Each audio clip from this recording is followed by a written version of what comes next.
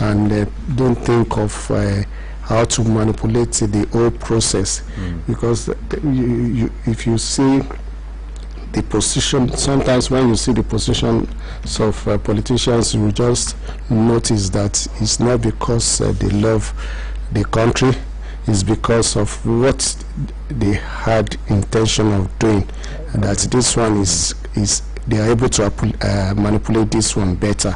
And so what Nigerians need at this time is a free and fair election to be conducted by INEC, and INEC should not be willing to in the hands of any politician or any political party. I mean, that is the most important thing. They should do everything with the fear of the Lord. That's all.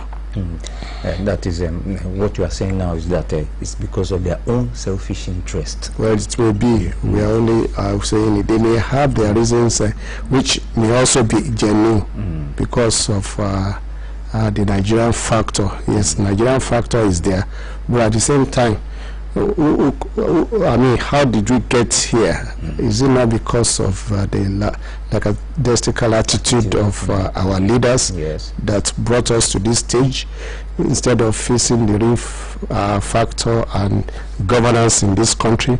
They will be distracted with so many things which will not pay.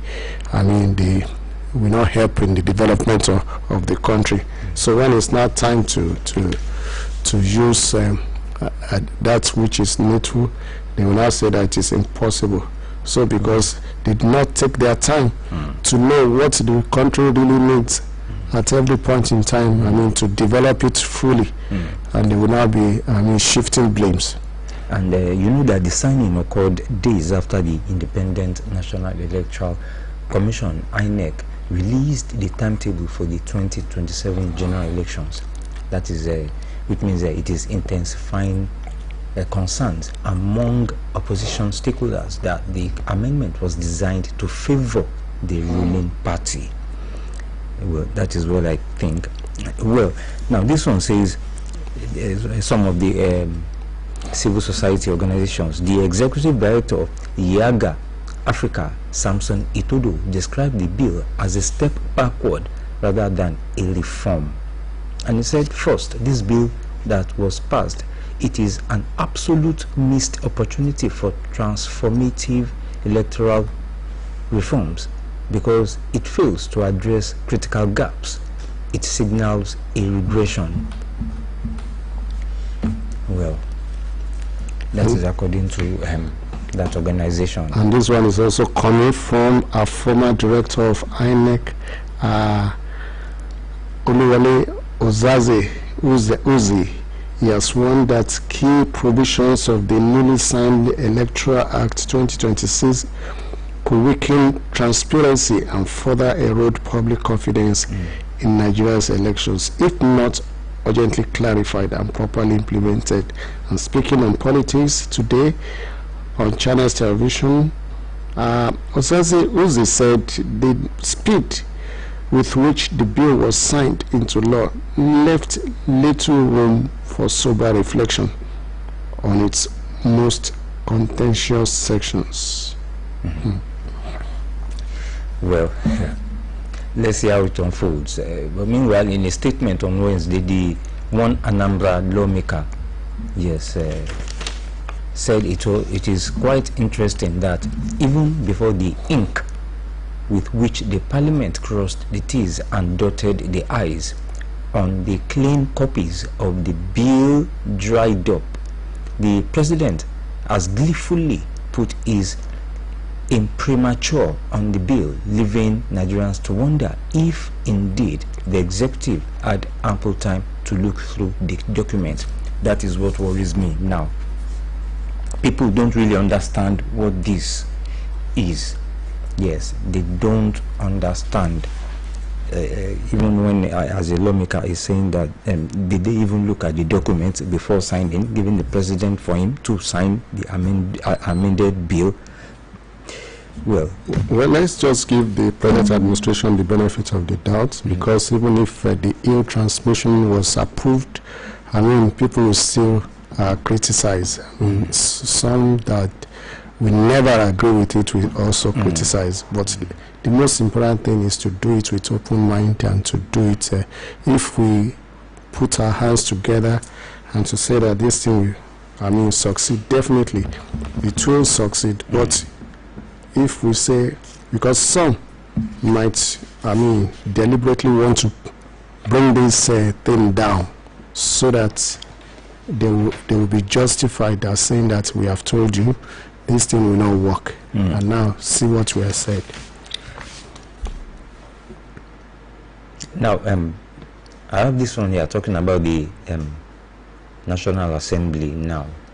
The Inter-Party Advisory Council of Nigeria, IPAC, yesterday condemned the clampdown on peaceful protesters by the Nigeria Police Force at the National Assembly in Abuja. It described the deployment of tear gas against citizens who were lawfully expressing their views as inconsistent with democratic norms and contrary to the principles of constitutional governance. And also, former presidential candidate Peter Obi condemned the tear gassing of peaceful protesters demanding credible elections, warning that such actions could further damage democratic integrity in the country. And however, while condemning the use of tear gas and force against protesters at the National Assembly, the Movement for Credible Elections, MCE, announced plans to file legal action against both the National Assembly and MPF, even as it rejected the newly revised electoral bill passed by federal lawmakers. If anybody wants to embark on a peaceful protest against any issue to any location, I think they should know the norms of what to do to approach the authorities, especially the police. Yes, I think, well, fine, tear gassing, it might be well done in bad light, and it is very wrong. But I know that, like this story that I'm seeing here, they did not go through the right channel before embarking on this protest. That is why the police tear gassed them. What do you mean by they did not go through the... Yes, they should have informed the police, the authorities, security agents. Did the police say they did not inform them? They did not inform them. That is what I'm saying here. Well, you should know that even if they inform the police, there's also the tendency... Because the police will guide them. There's also the tendency that police, may deny the fact that they didn't inform them. And just because they didn't want to follow them there, and they didn't want the protest to go ahead. So definitely, even if they say that, one should just take that information, with a bit of doubt. But that notwithstanding, once it is a peaceful protest, I don't think that they were carrying clubs and other things. Yes, it was not a demonstration. The police were only aggressive, and they were only afraid. And I don't know why everything now turned to violence. That's part of the training that should be given to the policemen, so that such ugly occurrence will not happen again. Because when it comes to protest, it seems our policemen do not know how to handle it. Their own is that any protest at any place is a direct confrontation with the government, and it must be quelled. It must be silenced. Arrest must be made, and if possible, anybody that wants to die should die. And that shouldn't be. There is a way in which one protest, they should be well equipped to control protest without with minimal force, and injury. So our police, I think, government should, as a matter of fact, draft those that are trained, well trained in that area, to such a protest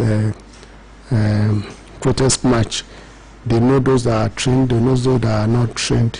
You should not just bring people just anyhow to protest theaters so that there wouldn't be any casualty. But what I still believe is that those who protested should have gone to the police. We want to protest about this to this location. Well, we hear you. There have been protests before. There have protests. I will see them on TV now. You see police guiding them. They will move in on the road. The police will be. Do you think that all letters that are written are acknowledged and even followed up by police? I mean, the police can be instructed that they never tell anybody you swear the letter. Yes, there might be some hanky-panky there, right? Like you said, there might be. Don't acknowledge any letter. There shouldn't be any protest here at all. Yes. Don't acknowledge it. So if they don't acknowledge it, that means that if protests come like this, they will just scatter the place like they tear gassed this. They see it as an effrontery against the government, and they must be quelled. Yes. Well, I have this one here. That is the former governor of Kaduna State, Malam Nasir El-Rufai.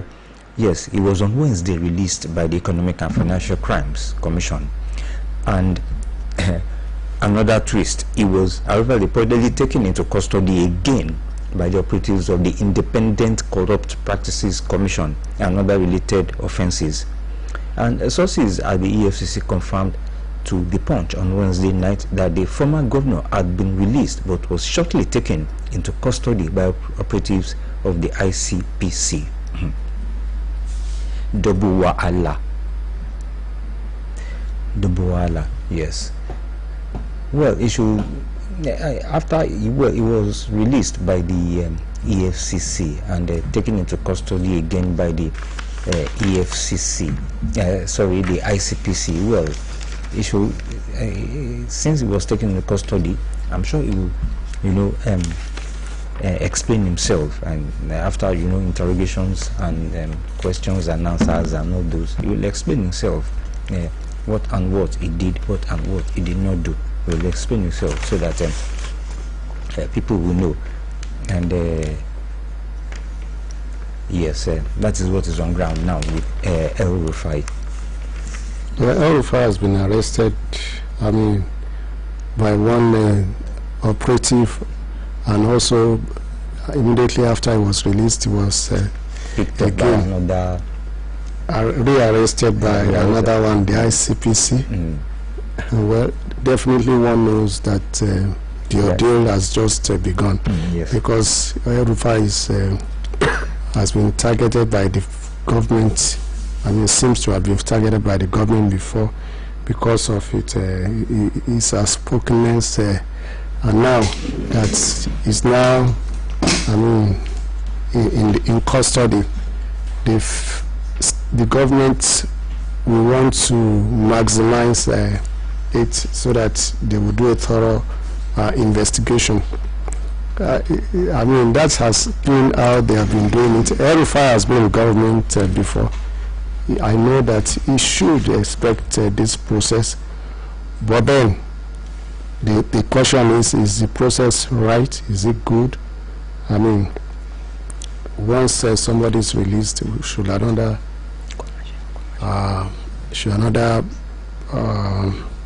operative pick the same person up again? We'll quickly take this break before continuing with the program. Please don't go away.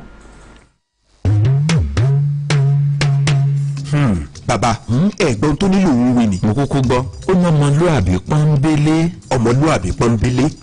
Bọ́làjú ti wá ń pọ̀ sí yìí. Ṣáwá lè sọ pé ọmọlúàbí pọ́nbélé kan bẹ níbì kan mọ́. Ó sì wà, ọmọ àfiwàbí, inú ìran ní ti ràn wá. Ni wọ́n fi ń pè ní ọmọnìwà òbí, ọmọlúàbí. Ọ̀làjú tó wá ń tọ́ka sí un, kò fi gba kankan pa ọmọlúàbí run. Ẹni mẹ́tọ́ tó sì ń ṣẹ̀tọ́ láwùjọ là ń pè ní ọmọlúàbí.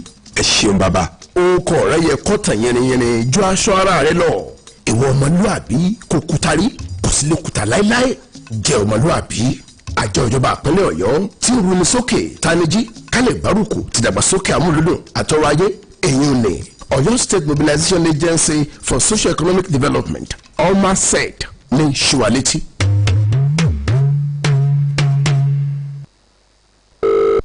Hello? Olumide, why are you answering the phone? Check again and see who you called. Hey, small letters are not easy to read, you know. I wanted to call Olamide. I think it's time for you to go to a health outlet to check your eyes and get reading glasses.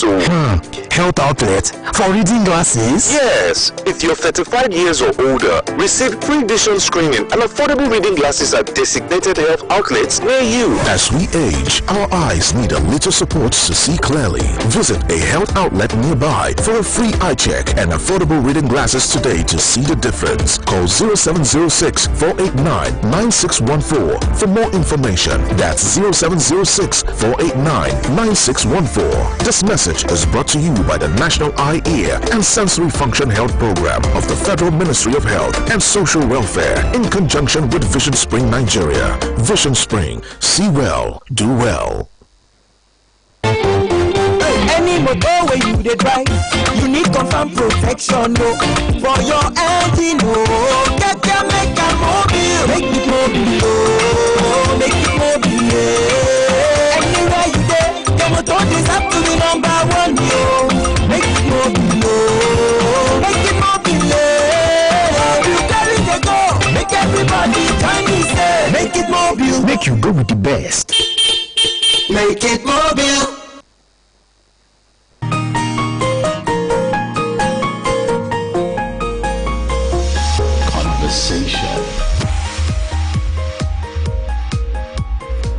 Yes, the program is still Conversation on Oluyole FM 98.5 in the city of Ibadan.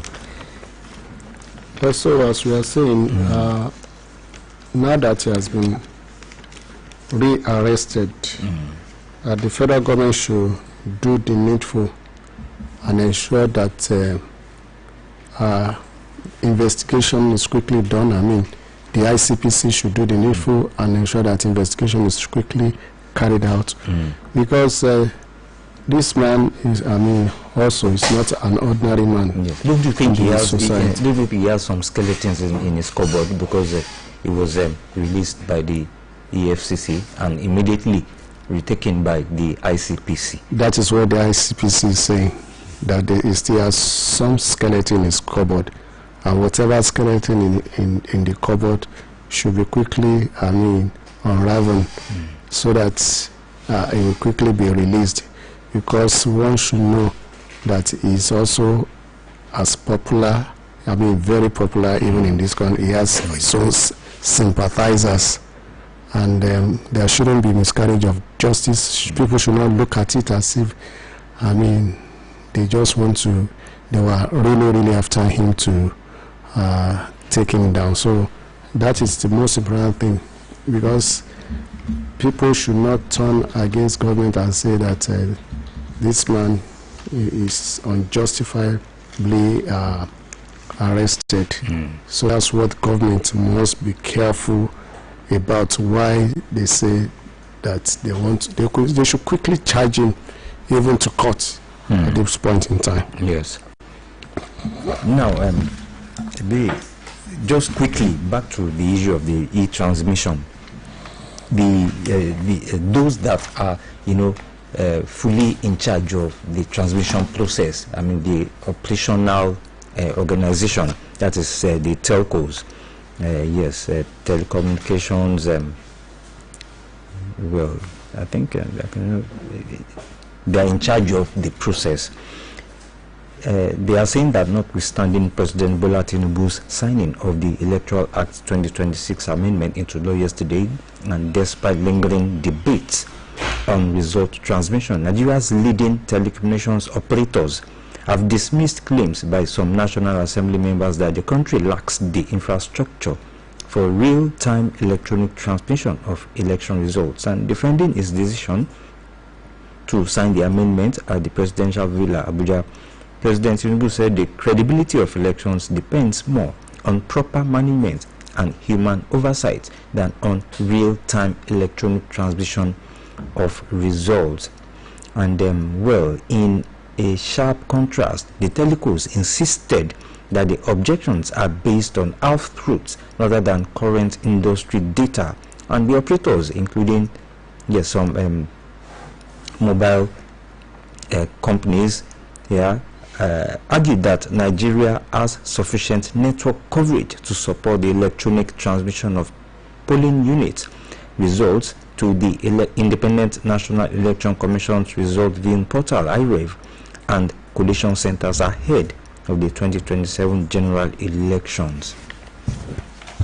That means they are saying that they have the capacity to do it. I can remember then, let's just divert a bit, construction of roads, building of estates and houses, they were contracted out to expatriates, the contractors from different countries of the world, and we have our own local engineers here, and they just kicked that our engineers here are not being used to construct roads and we are good.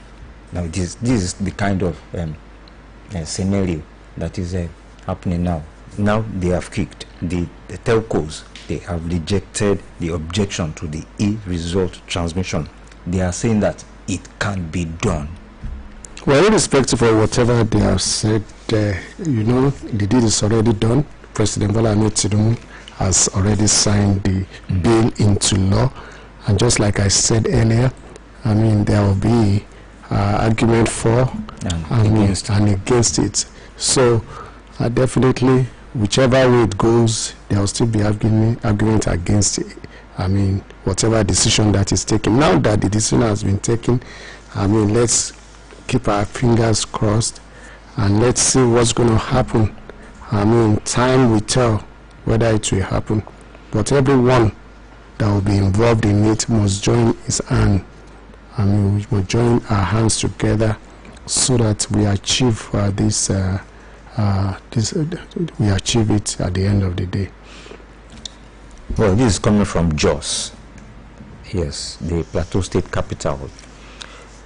Well, the federal government has ordered the immediate closure of a mining site in Plateau State after about 37 villagers reportedly died from inhaling toxic gases during artisanal mining activities. And it was gathered from a post by security analyst Zagazola Makama on X on Wednesday that 25 other persons were hospitalized after exposure to suspected carbon monoxide at the mining site in Zurak local government in Wase. Yes, located in Wase local government area. And according to the report, the victims, mostly young men aged between 20 and 35, were carrying out routine underground mining operations when they inhaled toxic gases believed to have accumulated in poorly ventilated tunnels.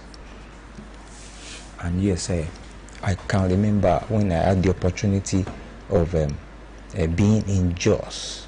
Then I visited some sites, mining sites, and what I saw amazed me.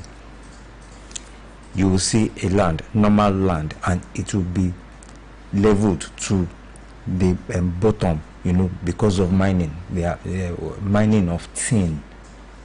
Jos is known for tin mining, and you now see that water starts coming up and will develop. Well, we hope that the government will just do something. State government will do something about it, and especially the federal government too, because it is federal government that is. Yes, it is federal government that sealed the Plateau mine. Yes, after the gas leak. Well, it is in this sector that many believe that federal government has not, been carrying out its oversight function. The mining business have been left to the hands of foreigners, yes, without the necessary oversight function. It's only when there are now casualties that federal government will now dispatch forensic investigators. But how often do they inspect? What did do? I mean, do they allow due process to go on in this mines? Because politicians and leaders are, benefiting from these illegal miners. Yes. So these foreigners too.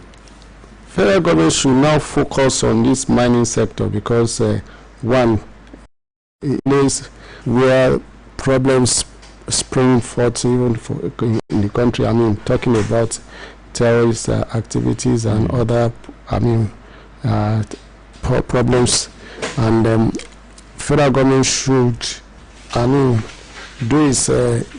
the needful to look after this area, this segment, so that what they are expected to do, the due process should be, carried out by all these miners. They should not say because they are giving federal government money, it's providing revenue for the federal government. That does not mean that they should do it the way it shouldn't be done. Nobody is apportioning blame to these miners, but if they are left or unsupervised, if they are left not to ensure that they follow the due process, such things, things like this will continue to happen. The federal government should not just be after the revenue. They should be after also those people that are working the place. Now, what I want to point out here is that there are the legal miners. They have an association, yes, registered with the federal government. But these illegal miners, those are the ones, causing the problems. Then the federal government itself, from the illegal miners, I did my research, federal government, the traditional rulers, some communities where these mining sites are located, they are benefiting illegally from these people. They will not talk because of the cash that they have taken. Well, but despite that, the federal government still has a role to play.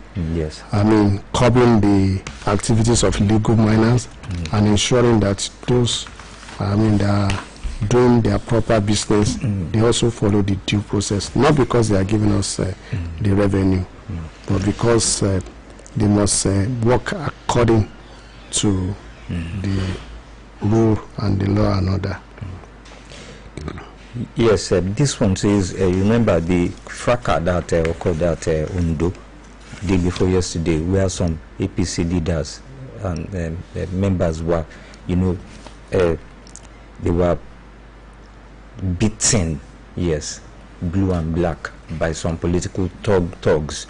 And now some elders of the All Progressives Congress, APC in Ondo State, they called on President Bola Tinubu and the party's national leadership to intervene in what they described as a deepening crisis marked by violent attacks, particularly on the state chairman of the party, Ade Adetineye, and other leaders of the party. And of course, we saw the pictures. Yes, they were beaten, yes, blue and black. Well, this is expected. This is the time of politics, and that some politicians, they have no shame. It's just a do or die affairs because they have no other thing that they are doing. So things like this will continue to happen. But sometimes it's only when a group want to have the upper hand. Yes, preeminence over the others. That's when resistance comes. But when things are done, with all sense of maturity and sincerity, I don't think that things like this will happen. But it's very unfortunate. This is the time where they choose their leaders, and but it's very unfortunate. They should just bring back calm even to the APC ward or whatever in the in Ondo State. Well, we'll quickly take a short commercial break before continuing the program. Please don't go away. èyíkéyìí ọkọ̀ tó bá ń wà. onílọ àbò tó péye. máa dágun lá jẹ́ kó jẹ́ mú bí o. níbikíbi tó bá wà ló fún ojúlówó. ó yá sọ pé.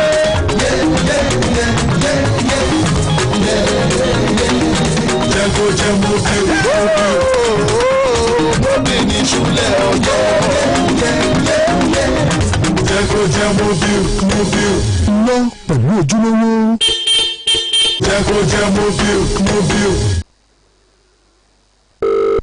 Hello.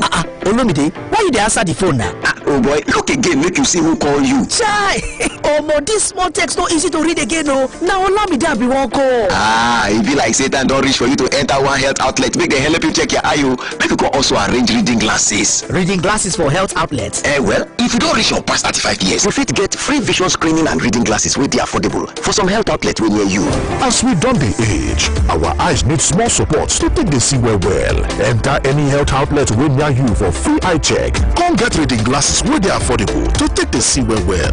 Green us for 0706 489 9614 for more information. Na 0706 489 9614. Na the National Eye, Ear and Sensory Functions Health Program of the Federal Ministry of Health and Social Welfare. They partner with Vision Spring Nigeria to bring you this message. Vision Spring. See well. Do well.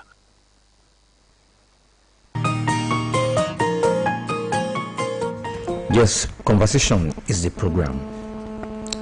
Well, we're moving on to other stories talking about JAMB 2026 UTME. JAMB registers 1.5 million candidates, closes registration February 26. The Joint Admission and Matriculation Board, the JAMB, has disclosed that it has so far registered over 1.5 million candidates for the 2026 Unified Tertiary Matriculation Examination UTME. Has it confirmed that registration will close on February 26, 2026.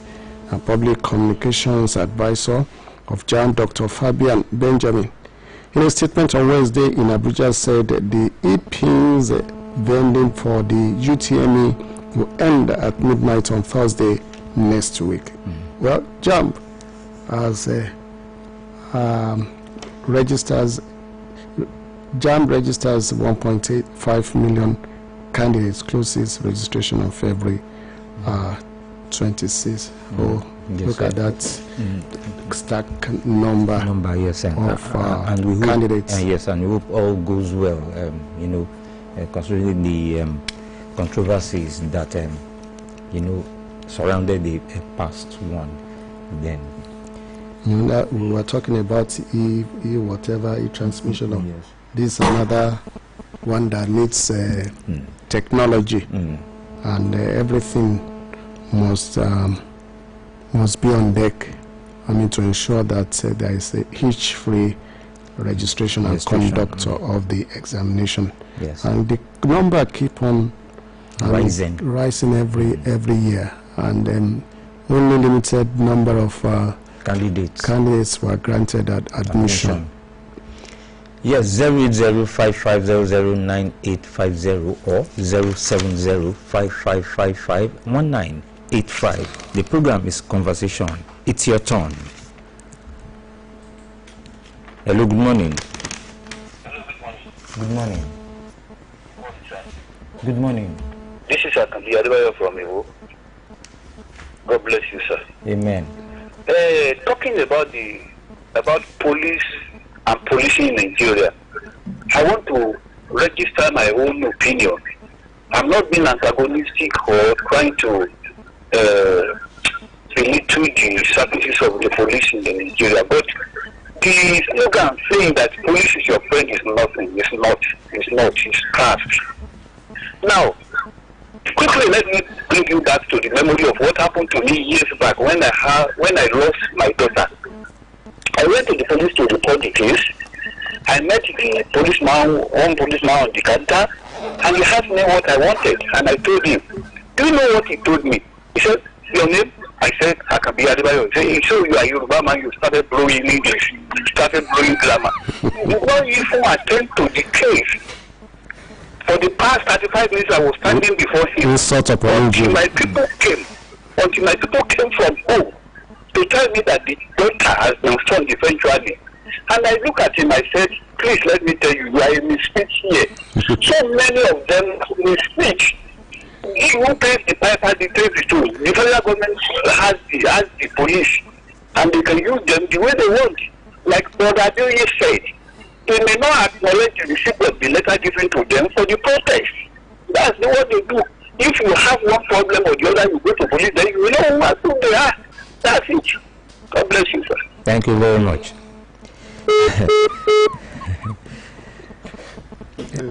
00. Well, we have this one. Yeah, too. Hello, good morning. Good morning, Mr. Miller. Good morning. Yeah, now, I'm Judy, I'm calling from Coletta. You are talking about managing our solid minerals, the illegal miners and all that. Mr. Bimbo, what has the government ever managed well in this country? Is it the solid minerals? Is it the oil sector that we are even generating that is feeding this country? Has it managed it well? Which country have you seen that warlords are the one guiding pipeline and the one guiding the examples and all that? They give a contract to warlords to be guiding, and we have security in this country.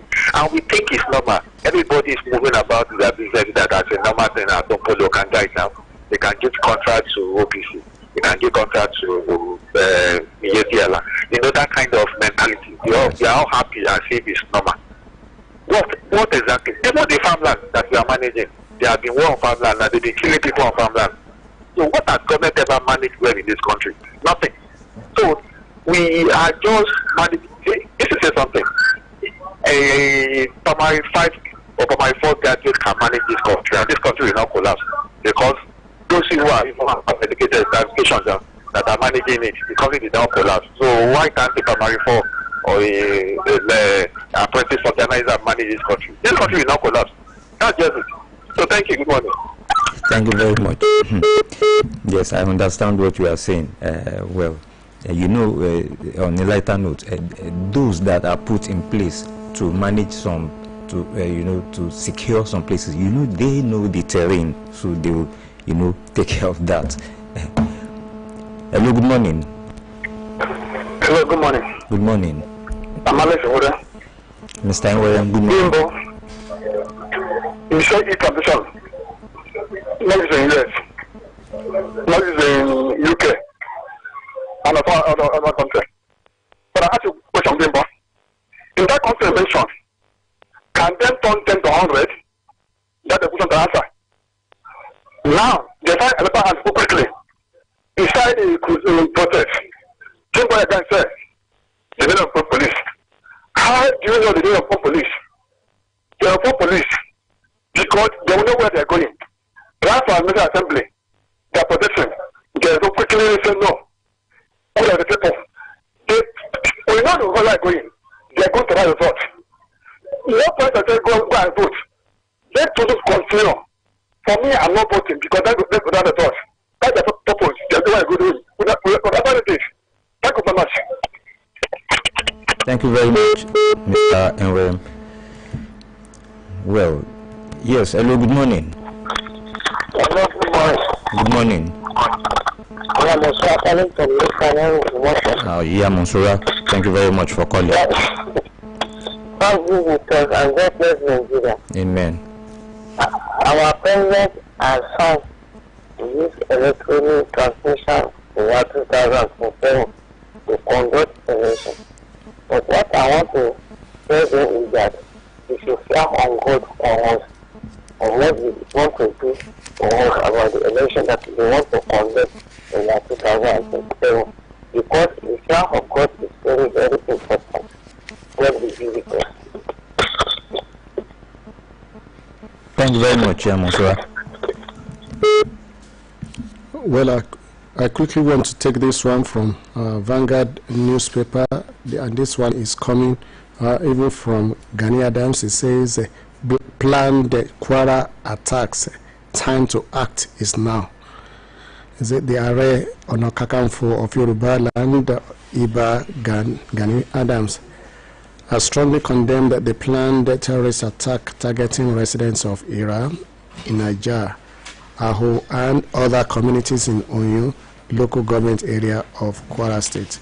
And what the man is saying is that the time to act is now, and to prevent the attacks, that is being proposed. That means he has seen something. No, once we have been warned, the nation has been warned, a letter has been written, so why do we need to wait than to also plan? Yes. To repress the attack. Yes, to take proactive measures. Well, it's been an interesting time on conversation this morning on Oluyole FM 98.5 right here in the city of Ibadan. And well, my name is Bimbo Akombi. Thank you very much for listening. Enjoy your day. And I'm Abi Ayonide. Good morning. Conversation.